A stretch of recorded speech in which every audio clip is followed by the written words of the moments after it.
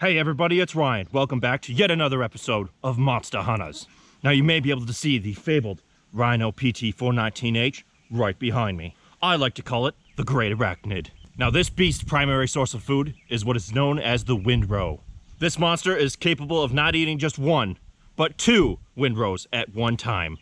This monster has sharp tines that it uses to throw its prey up into the air, therefore immobilizing it. It's quite beautiful, really. I believe the Great Arachnid is a mix between the Rhino as well as the Arachnid. I'm not exactly sure how those two species crossed, but I feel pretty sorry for the spider. Now let's go see this beast in action, shall we?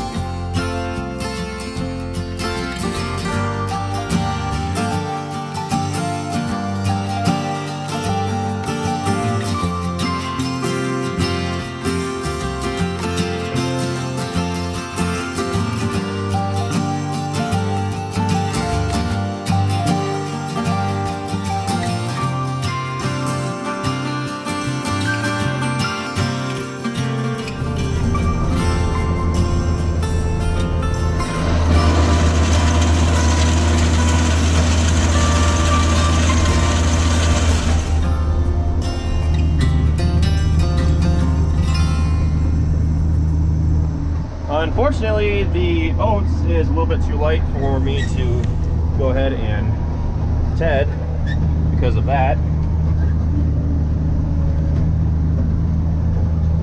So I'm just about done tedding now.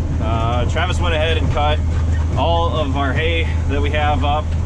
There was a little bit of he did want to cut a few of the waterways down at his place, but he didn't do those. But everything out at my place is done. All of the hay at the main farm is done, and I'm just about done tedding. Now hopefully tomorrow we can go through and rake it and then follow up and bale it. So the actual reason that I'm tedding is because by tedding it, we are drying the hay out faster. And we never used to have one of these things, and then we got one from Rhino. And I think it really sped up our hay making process. You know, we don't really have much of an issue with wet hay anymore. Because if we do have any wet hay, we can just go through and ted it and it dries right out. But back when we were still milking, I really could have seen us needing one of these things just because of how handy they are. Do you ever cut hay and the forecast looks nice and clear, but then the next day after you cut it down, they're calling for rain, you know, the next day? Well, tedder is basically the answer for that. It definitely speeds up the drying process. The only downside to tedding is that it throws the hay. It's handling the hay one more time, and by doing so, you are losing more leaves, and the leaves are where all of the nutrients are in the hay. So, if you can get by without tedding, I mean, go for it. I know that a lot of the operations that strive to get like optimum like feed quality try to avoid tedding, but I think for the majority of people that, you know, these things are actually pretty darn handy dandy.